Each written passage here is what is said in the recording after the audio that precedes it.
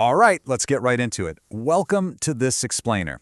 If you just casually scroll through the daily headlines, it's super easy to think the Middle East is just this messy web of fractured, completely isolated conflicts. But what if that whole framing is fundamentally backward? Today, we're unpacking a really stark geopolitical critique from some recent publications that argues exactly that the world is actively misreading what is actually a highly coordinated regional war. We're going to dive deep into the author's perspective on why current international diplomacy is completely failing and why looking at this conflict through a strictly localized lens is, frankly, a massive strategic error. So, here's how we're going to map this out today. We'll start with what the authors call the game of pretend. Then we'll zoom out to look at Iran's regional proxy network, examine a largely ignored crisis happening up north, and finally, wrap up with a pretty sharp critique of the global response and the deep flaws in how we do international agreements. Starting with Section 1, the game of pretend, basically unpacking the myth versus the reality in the Middle East. The analysis we're examining today kicks off with a really provocative argument that the world is basically pretending not to see the real conflict. Take this quote from Robert Williams. He says, "World leaders like Macron play a game of pretend, according to which the situation in the Middle East is an issue between Israel and the Palestinians." The authors argue that this strictly localized framing is just a convenient myth. Think about it. If solving the Palestinian issue was the literal magic wand for regional peace, the geopolitical map would look incredibly different by now, right?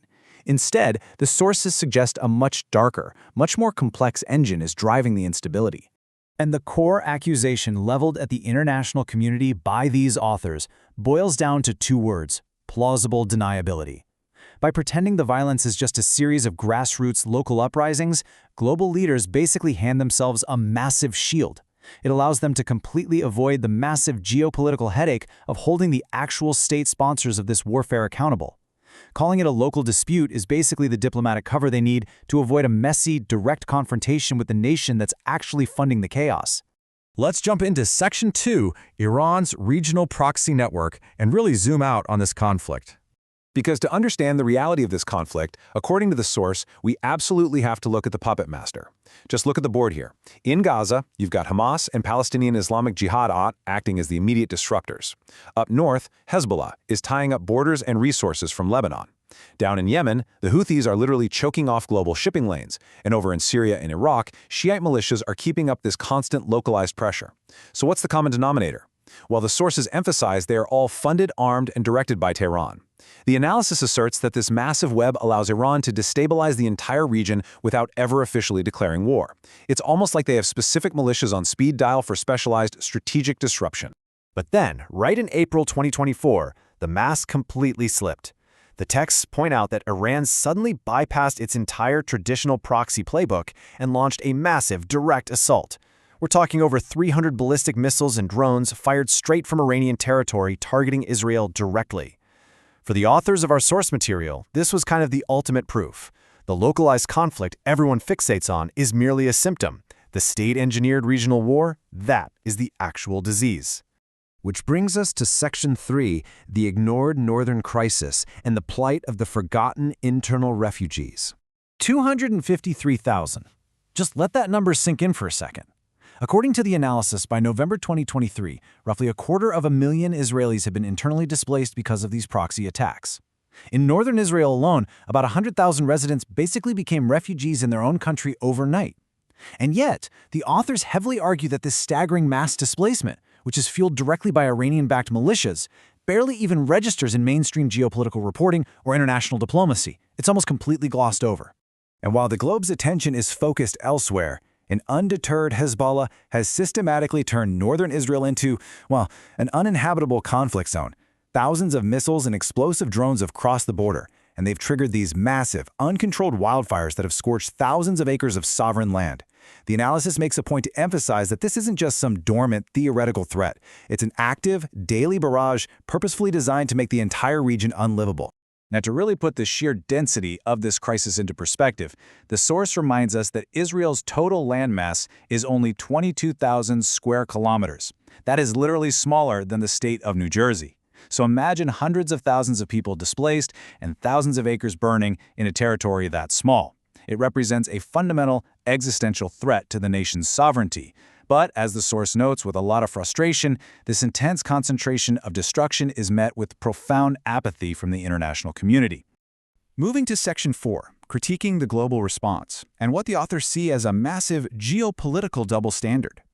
Seeing how the international community actually handles all of this data is where the source really delivers its heaviest critique.